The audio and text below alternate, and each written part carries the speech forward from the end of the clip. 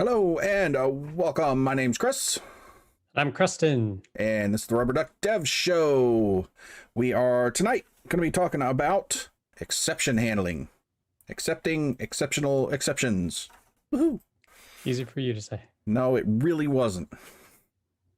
I almost hurt myself. So, this is a really broad topic, and it is. There are Everything we talk about is really broad. well, yeah, but this is one of those things that has a lot of differences in different programming languages. Exactly. For instance, in Ruby, you handle things much differently than you do in .NET. So just we'll try to cover things that'll apply to all languages, but bear in mind, most of the time when we're talking, we're coming from a Ruby background. So just, keep that in mind. I did look at did some research before the show, and I looked at what a few other languages do with regard to that. So. Right. And I spent a lot of time programming in .NET, so I'm familiar with that stuff too, and the pitfalls there. But anyway, let's start out with the big question. When do you handle exceptions? Anytime there is one. Yeah. I mean, if your program crashes, it usually gives you a message about why it crashed. Right. So therefore you may want to handle it. But so when in the code do you handle exceptions? When will you do exception handling? I guess at what layer? If you're doing object-oriented programming, you've got all these objects containing other objects. At what layer do you want to trap your exceptions? How far up do you want them to percolate?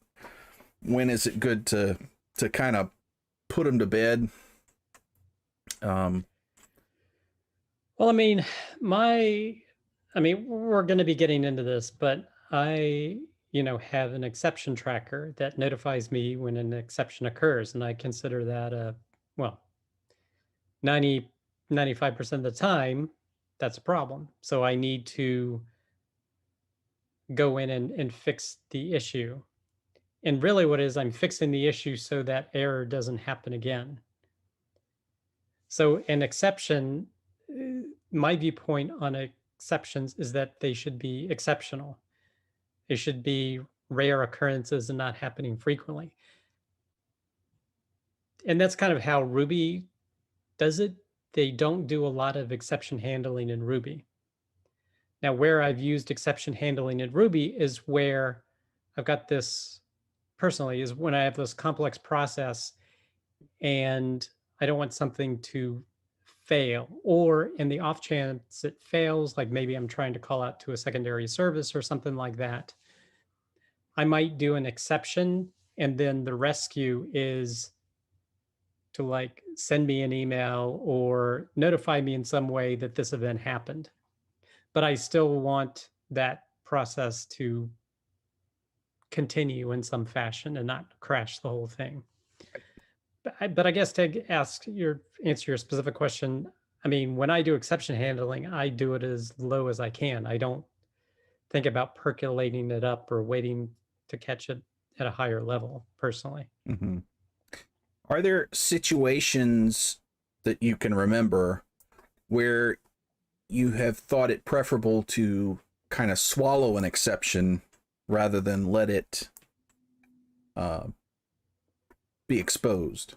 That is a entirely foreign concept to me, swallowing an exception. I mean, I want to know that they're happening and I want to deal with it. Just having them just slurp it up and ignore it, I can't fathom a software engineer doing that.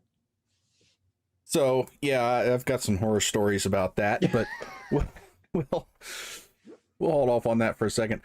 Just want to say, viewers, please be aware that we are monitoring chat. So if you have questions, comments, or input on this topic, please feel free to type your little fingers off. So what are ways that you will trap exceptions in code. For instance, in .NET, there's the infamous try-catch block. And that's a lot of where the horror stories come from, is because I've seen so much .NET code that just wraps basically every function in a try-catch, so that if anything goes wrong, they just swallow the exception and move on with their lives, which is mind-boggling to me. Now, and this may be a difference between desktop development and like web development, because with like web development or even mobile development now, or I mean, even desktop development now, I mean, right now, you can pretty much have faith that you can send off some sort of exception that something fired to a notification service. So is the programming different now than some of what you experienced, because there is that ability to keep track of it, whereas before, when you were just sending like disks out to people, there was no way to track it? Yeah, and that's a good point. There is also a big difference between desktop programming and web programming, because like you say, with desktop programming, in most situations, you're not constantly connected to some service that's going to gulp up your errors and notify you of them. So you do have to be a bit careful about, every time the user touches something, it's throwing an error in their face. That doesn't look good. Yeah. But that's where a lot of this programming by exception kind of error swallowing came from. And it got to the point where it was just out of control. Like, there are times in desktop programming where you want to swallow exceptions because Microsoft has some long running bug that they've never fixed, and it's going to happen, and you just have to get rid of it. There's no workaround. There's nothing you can do about it. You just have to catch it. So there are some valid reasons for swallowing exceptions. Never in your own code, though. If your code throws an exception, I don't think you should ever swallow that. Yeah. And I mean, and I'm interpreting that as you rescue something or you catch something and then you don't do anything with it, which is exactly unfathomable to me, if I can say that word. So, generally I want to do something with it, fail gracefully, or, something else. Yeah, a lot of times what I would see in .NET in desktop programming is you have this try, catch, finally block, and people used it to, you'd have the try with all your code in it, you'd have the catch that was just completely empty, and then you'd have the finally to make sure some cleanup code ran at the end of that function, regardless of whether you got an exception or not. So okay, that's where I would see this a lot of times, and it was just, they wouldn't log it, they wouldn't raise it, they wouldn't do anything with it. It was just a completely empty catch block, and that kind of made me want to throw up a little bit, seeing that stuff all over it, especially the fact that I would see, just whole solutions with that in like every method. It was gross. And I still see that sometimes in Ruby programming too. Even in web development and Ruby programming, I'll see, kind of this rescue empty or not really doing much of anything rescue block. And I'm like, that's bad. Scary. If you've got issues, what should you do instead of just rescuing? Yeah. So what should you do? What are solutions to that? Oh, well, you mean what should you put in a rescue? Well, or what should you put in a catch? If you get what's an alternative to exception handling? Well, I guess there's two questions. When should you use a rescue? And when should you work to prevent having to rescue things? Well, I'm going to answer actually the second question first, in that the alternative to exception handling is conditionals and actually doing testing. Like if this happens, do this thing, else this thing, or else if this, or else if this. And that's normally how I program because, at least in Ruby, because Ruby is known to have slow exception handling. So it's try to avoid it. Excuse me. Like I never really saw a lot of exception handling in Ruby. The first thing that I was kind of surprised at is when I used the Stripe gem in their demonstration code, uh, but had an exception in it. I was like, that's kind of weird. But it's just Ruby. I think it's just not used as frequently. So you tend to use conditionals. And again, this applies for other languages. You can probably replace almost any any exception with a conditional as long as you know the parameters. Yeah, and in most cases, that's how I would go back and fix things in the old .NET days. Go, what exception was this catching? Okay, let's make sure the exception just doesn't happen in the first place. Now, as I mentioned before, there are certain cases where, Windows is just broken in this case. You can't fix it. Or .NET has a bug. What are you going to do? You can't. And there, maybe you don't do any exception handling. You let the exception fire produce an error, or you rescue it to present some other generic error. Right. And most of the time, if I got caught in a situation where I couldn't prevent the error, because in a lot of .NET objects, you can't test for certain things. They don't have everything exposed. So I would run into situations where I couldn't prevent the object because I couldn't find out whether it was going to have a problem or not. I just had to catch it. But in that case, I would at least throw something to a log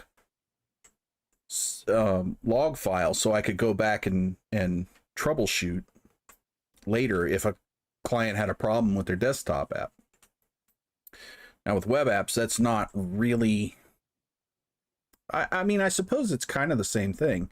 You still want to log something, and I'm sure there are conditions in web programming, in Ruby and stuff, where you can't prevent an error, or something like a gem specifically raises an exception class, and what you're supposed to do is handle it. Yeah. Like when I do exception handling, it's definitely very rare. And if I'm doing a rescue, it's to log something, to present something different to the user, just not to suddenly go blah, error on the screen. Right. Well, and that's the other thing, is you have to kind of be careful about what you're showing your users. You don't want every error coming up in their face. That's not cool. Yeah. Or at least make it something more user friendly. Right. Yeah, showing them a call stack is okay. And a lot of the frameworks handle that for you, so you don't have to worry about it too much. But right. At least in web programming. Now, in terms of speaking to that, like I'll just mention a couple of places I've used some exceptions recently. I've done some exception handling recently. One is that sometimes I use the daemon gem or the daemon gem of Ruby, and that is a long running process that runs. Mm-hmm. So I don't want anything if there's any error in that, the whole process stops. And I don't want that to happen. Right. So I basically have an exception block, and I rescue any errors that happen, but then I log it to like a notification file that then sends me an email to say, hey, this thing happened. So that kind of use case? Your preferred handling when you do have to do rescues is to throw it to a log in most cases? Essentially, I want to still find out about it, that it happened. Right. Because again, I consider, other programmers may be different, but I consider exceptions are exceptional cases. So I want to know what's happened. Right. The other use case is that I was using an external service for like doing a single sign-on, and there was kind of a multitude of different errors. So trying to do that in a whole bunch of conditionals to catch all the different use cases and all the ways it could fail, it was easier to just do an exception block. But still, I did the same thing. If there was an error, I logged it, and then I actually have like a cron job that goes through the log and says if there's anything that exists in there, send me an email. Right. So at least, again, because I want visibility of when exceptions occur and what they are. Yeah. And I think that's the important thing is exceptions should be reporting to the programmers, to the devs, but you typically don't want most of them reporting to customers. Right. And again, back in the desktop only days, I mean, you had to present something to the customer. Right. But today, again, with the, especially with web apps and even mobile apps, and I bet even desktop apps being written today, they call home or call home to, you know, some central server to let them know what's going on. Right. And information that the user needs should be in a perfect world planned for. So for instance, it's usually because they've done something wrong. They've left a field blank, they've input an improper code, they've done, so you should already be giving them information about that, not just letting those be exceptions. Yeah. So the users, it should be an extraordinarily rare case that a user ever gets presented an exception. Yeah. So, all right. Well, you want to take a look at some tools? Okay. All right. Yay, fun. All right. So, we're going to talk about some of the error tracking tools in web development. A lot of these I have used and or Creston has used. A couple of them we haven't, but I wanted to include them for kind of completeness. Now, if I showed every tool, there'd be, you know, like 1,000 tabs up here because there's a lot of them. But there's just kind of a few big dogs running around, and so we'll talk about some of the bigger ones and kind of where they're sitting. The first group we're going to look at is the group of exception tracking or catching tools that do primarily just that. They're not all-in-ones. They are primarily just for exception tracking. Now, they'll do other little things, but their primary purpose is exceptions. The first one we've got, both of us have used this. You still use it, I think, and I just moved away from it, not because I didn't like it, but because I changed companies and this isn't what they use. They use another one. But that's Honey Badger. So, what are the things that you like about this? It works. And That's always a plus. it's, you know, it's for me, it just gives me what I need. So, Right. And it was and really it easy to doesn't, say. and it doesn't break the bank. So, you know, Right. Yeah, it's the pricing is very affordable. In fact, I think they have do they still have a free? Yeah, they've still got a free one. So, you know, it's really, really good. It's very simple to set up. They just have it for, if you're using Rails or Ruby, they've just got a gem that you plug in and off you go after you set up an account here. It was really easy to find things. It's got Git integration, so it tracks all of your Git commits and can take you, if you get an error, it can take you directly into your GitHub file, so you can see exactly what line of code it's coming in and the context it's in. You can do deployment notifications to it, so it knows which deploy you're on. You can either write those things like in Capistrano or Git deploys or however you're doing your deploys. And it was just really nice. I mean, it can send notifications, and I never had any real complaints about it, other than I personally prefer more all-in-ones, but that there's nothing wrong with this inherently. That's just my preference. Yep. So Like I that's the said, first I one. still use them. So there you go. Yeah. And I mean, I did use this for probably 5 or 6 years and was very happy with it. So I'd highly recommend Honey Badger if you're just looking for error trapping. Another one is Airbrake. This is, most web developers have heard of this. Most web developers I've talked to don't like it. I used it for about a month and said no thank you. I don't know what else to say about that. It's just, it doesn't.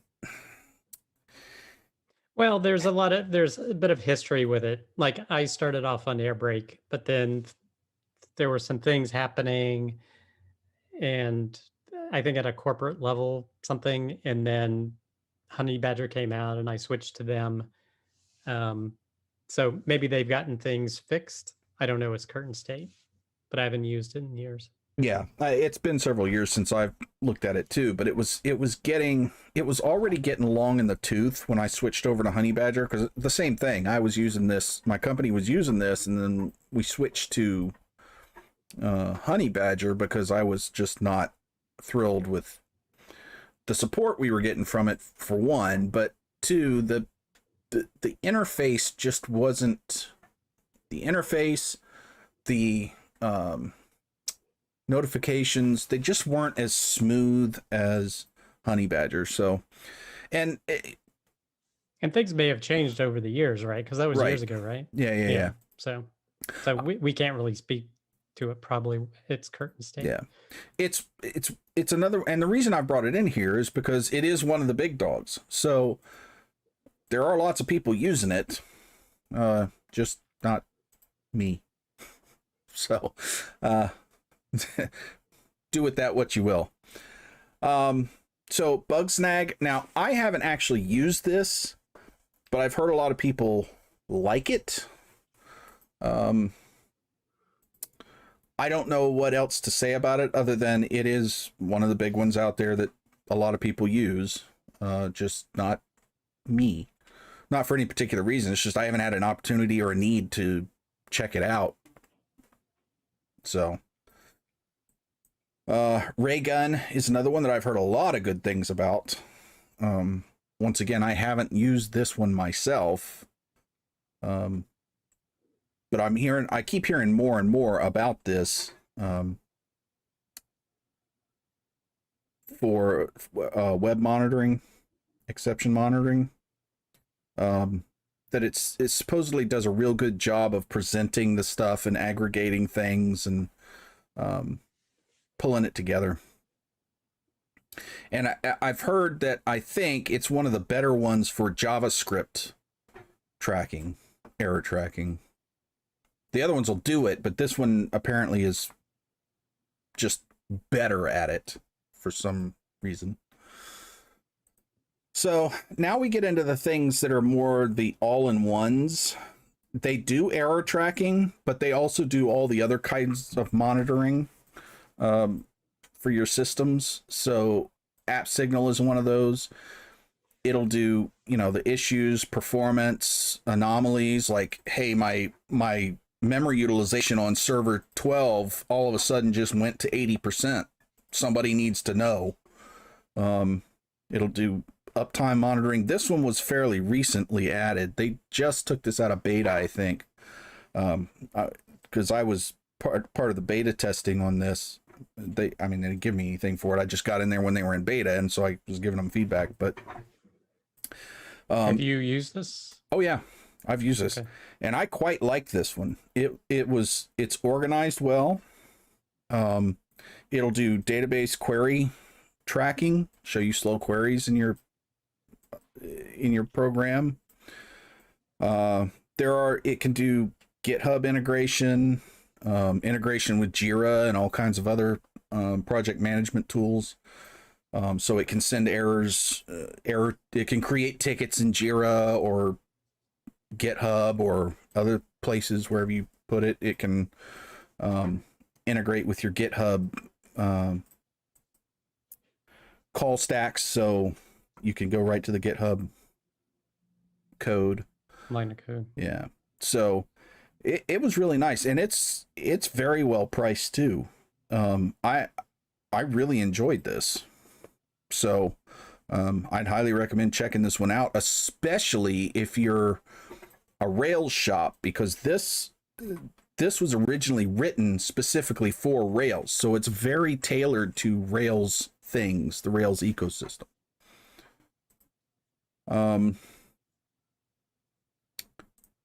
So the next one is Datadog. This is the one I'm using now.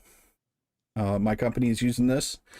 And so I'm still learning a lot about it. So far, it has been very impressive with the amount of information you can get out of it. That being said, it does suffer from the issue of it does so much you can get lost in it. But that's a lot of these all-in-ones do that. They suffer from that. But these last few we're starting to go from the strictly exception handling to application performance management. Right. Yeah, these are stem to stern monitoring suites, but all of them will do exception monitoring. Right. But Datadog, I've been very happy with. It's fast. It gives you a lot of information. It has nice slide outs so you can drill down easily into things. The one thing I'm missing on it is it doesn't do a real good job of showing you slow queries. It tracks them, but they're a little harder to get to than just here's a list of your slow queries. You got to go look at the flame graph and then figure out where your query stack is in the flame graph and go look at them one by one. I was a little disappointed in that, but otherwise it's been extraordinarily useful. And then kind of the big boy of all time for these things is New Relic. At this point, though, I think it's getting a little long in the tooth. And well, they have done some refreshes. They have, but a lot of people are moving away from this to more streamlined things. The other thing about this is if you're looking for exception handling, I don't think exception handling was really a core part of New Relic until more recently. So it's not as integrated, I've heard, as other all-in-ones. Now, I used New Relic years ago, but that was before it did exception handling, so I have no experience with its exception handling. But it's another big one. Now, New Relic is fairly expensive. They have a free tier, but to get to the good stuff, it's pretty pricey. So just be aware of that. But again, a lot of people use this. And did you ever use New Relic? Yeah, I mean, I still use it. I'm still I think I'm still in the free plan. But you don't use it for the exception tracking. You use but it more for the... Yeah, I mean, I know it tracks it. But I mean, I hardly ever consult it. It's only if I have an issue, I go and check it out. So it's not like something that I'm constantly monitoring what's going on. It's just if something's going on, I may consult it. So yeah. Right. And that's typically more for like performance issues or these types of tools. At least my use of them were more for tracking performance things and seeing how we could make our apps faster and where they were having bottlenecks in production. But we've got a bunch of performance episodes coming up, so we'll probably be revisiting a lot of these tools when we talk about the performance stuff. So Dynatrace, another one that I've not used, but have heard quite a few good things about it, and it's another big one out there. I can't really speak much to it. Have you used this at all? I've never even really heard of it. So There you go. So there's another one, and the last one, Log Rocket. I pulled this up because it was kind of high on the search list, but this is one I've never heard of. So it could be worth investigating. If anybody out there uses it and knows anything about it, please let us know. I'd like to find out if people are using it, enjoying it, liking it, not liking it, whatever. Anyway, so those are a lot of the tools for exception tracking. Now, obviously, that's not an exhaustive list. Like I said, there are lots of them out there. There's a ton. But these are the ones that I see a lot around at least for web development. So are there any others that you... Oh, in terms of tools, I mean, that's pretty much it. Yeah. That I'm aware of. So if you're looking for something at your shop, those are the ones I would recommend checking out.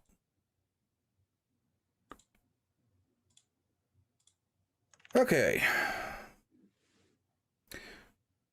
So we talk a lot about exception trapping and catching the exceptions, but we don't really want exceptions. So what do we do to minimize the need for these tools?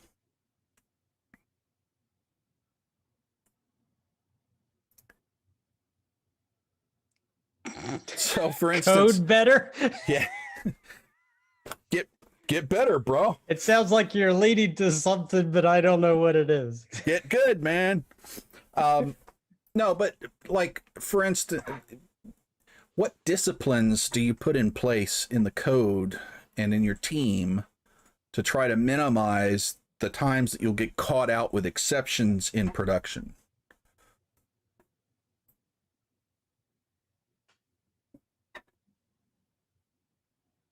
Well, you could feel free to volunteer something. Well, I mean, one of the important things to know about exceptions is the further along in the pipeline they occur, the more expensive they are to fix. So if I can catch them in early development, they're pretty cheap to catch. If they get to production and I have to go back and, add them to a sprint and push other things, or, do a whole new build to fix this emergency fix or whatever it is, that gets costly. So the earlier the better, to find these things. Well, I mean, it sounds like you're going right back to the things we've been talking about the last episodes, like testing. Exactly. I mean, if you're, again, be a better programmer. Right. Do testing of your stuff to make sure it doesn't break. And so this is another example of a reason that you want to do automated testing, to try to help you catch exceptions early on so that you can work around them before they get expensive. And when it gets really expensive is when it blows up on your client and starts giving your company black eyes. Then you've got PR problems, and those are really expensive. So just... Yeah, because normally when I get an exception that is, like, for example, I have not silenced some exceptions, and this is a frustrating, I'll mention a frustrating thing about exceptions in terms of Rails is that if it tries to look at a page that doesn't exist, it fires an exception. And now the tracker I use, Honey Badger, does by default not send those, but I've found it beneficial to keep track of that because I've actually had some situations where someone tried to create like a giving form, but then all these exceptions came in because they started like they did an add to a page that didn't exist. And because I saw, oh my gosh, there's a couple hundred exceptions for this one page. Did they really mean, what happened here? And then when I found out they did an ad for this, basically they put the wrong link in the ad. Oh, geez. Or they did it, but then they changed what the link was. So now it wasn't getting to where it needed to be. So, um, so I leave that on for that rare situation. But you know, if I receive an exception, barring something like that, that's what when I said 95% of the exceptions I'm going to take care of, something like that. I'm kind of like, well, there's nothing to take care of. It's just, it is what it is. But I track down and say, okay, what the cause is. And a lot of times I look at it, I was like, what the heck just, it was unexpected. It was literally unexpected. It's like, what's happening here? Why is this happening? And, but a lot of times, it ends up this test case or this edge case I didn't take into account that could happen. Mm-hmm. So now I got to go back to the code. And, all right, now I got to write, a test for it to capture the situation, or it's something I didn't expect would happen, or data that I didn't expect to receive from another service or something like that. Right. Well, and something that I've seen happen at web shops, and this happens quite often, is that they get in this mindset of, oh, that's an expected exception, it's fine, just let it go. No, fix it. Don't just say, well, my log is full of these exceptions, but they've been happening for years and we know about them, so just ignore them. That's just not, no, that's not okay. That's, if you've got an exception in your log, something is wrong with your code. Fix it. I don't care if it just happened once. There's something wrong. You found an edge case. Fix it. Test it. Reproduce it. Fix it. But I've seen way too many times that, the team will get this apathy about certain things in the log. And I'll look at them and go, holy crap, you've got all these errors here. You're okay with this? Why are you okay with this?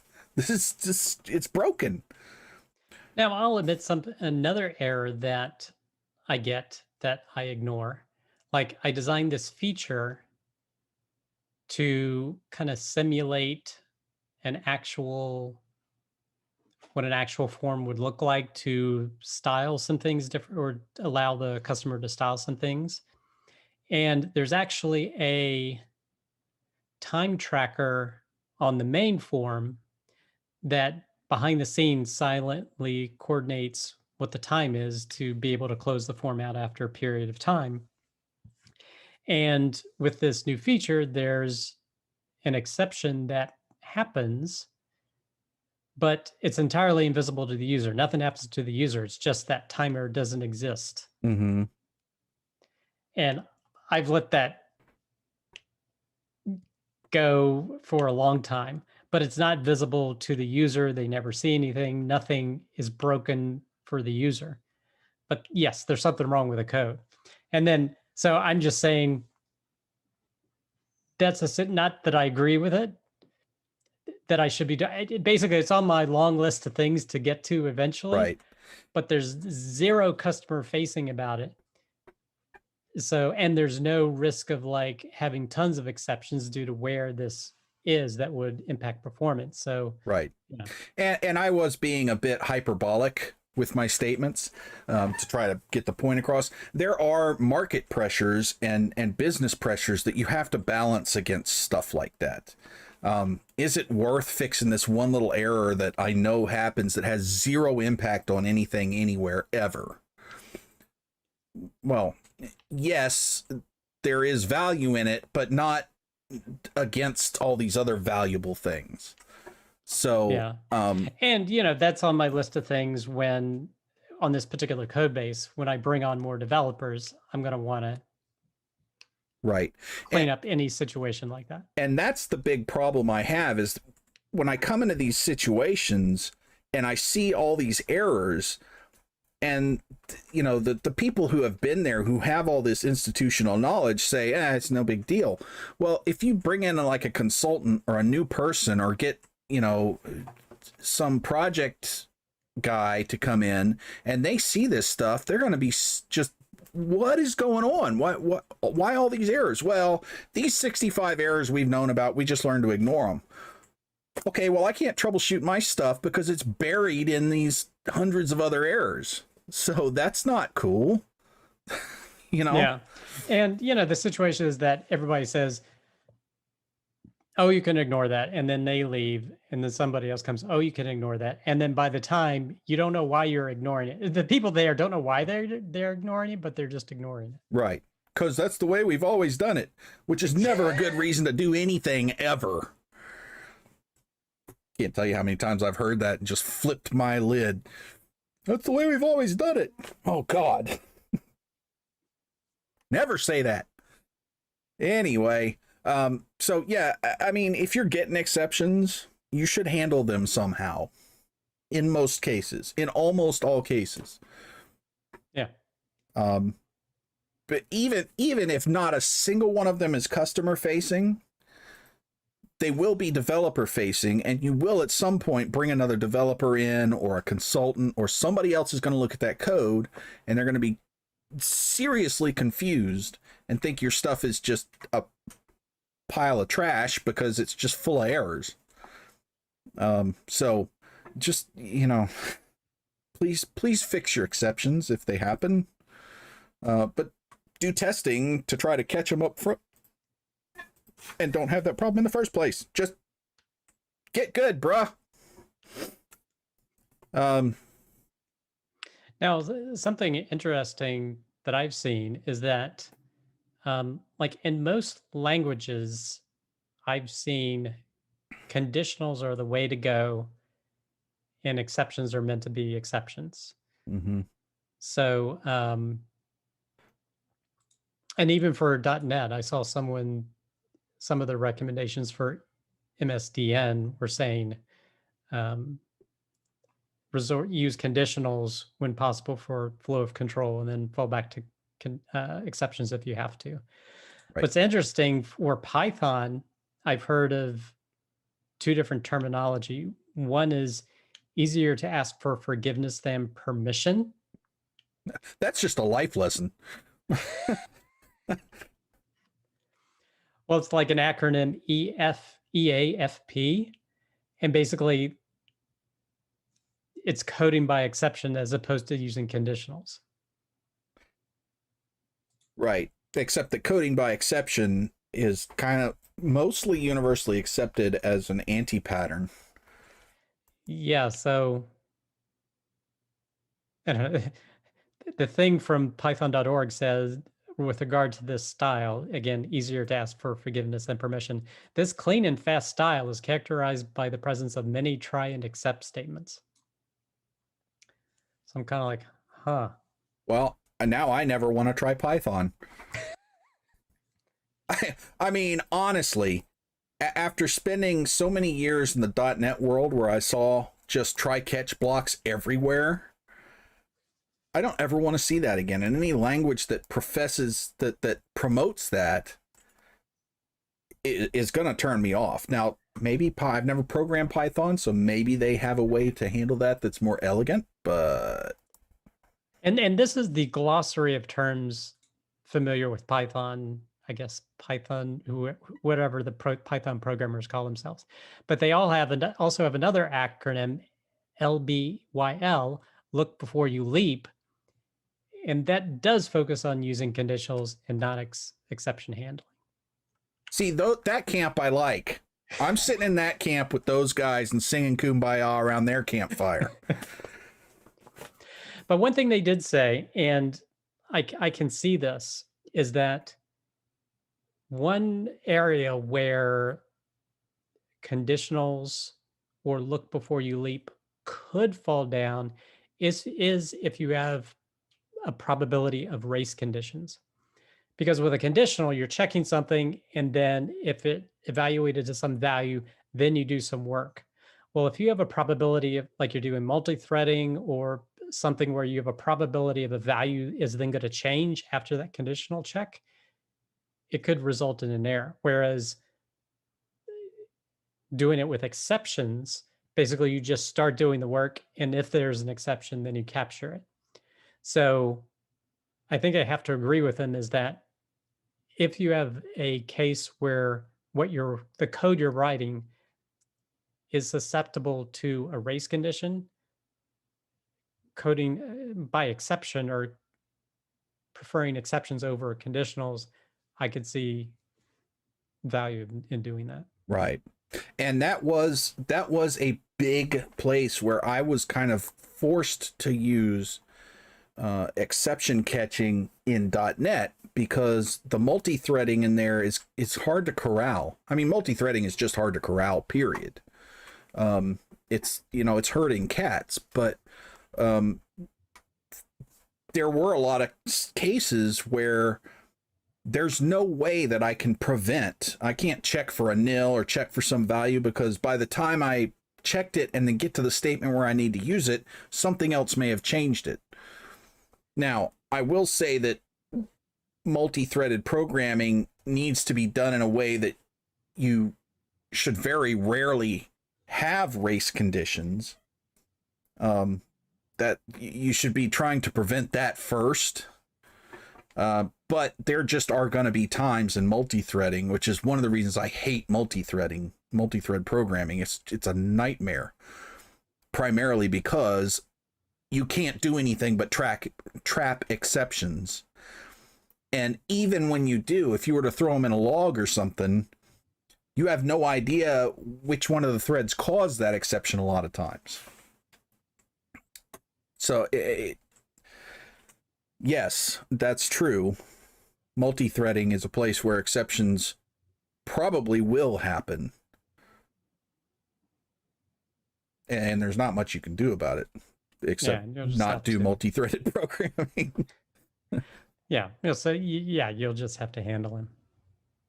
And speaking of areas where you're going to have to use exceptions, is that interestingly, I know we were talking about and saying Ruby, you rarely use exceptions, or at least in my development case, 95+% of the time I'm using conditionals, and maybe 5% of the time I use exception handling. Mm-hmm. But actually, when you're parsing a date, interestingly, there's no getting around not using exception handling with it. Like there's no way to conditionally work with the date parser that I could tell. It basically forces exception handling to correctly parse a date, which I guess I was kind of, I was surprised by that was the implementation, because it's so rare to see that as a requirement doing a fundamental thing in Ruby. Right. That's true. That's kind of an oddball.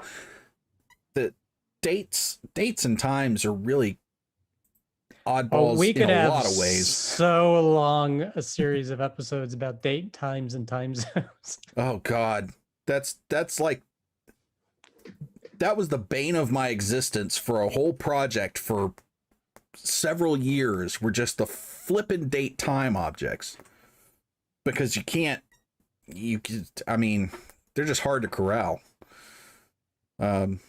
So maybe we'll do a series of episodes on date time and all the fun times those bring.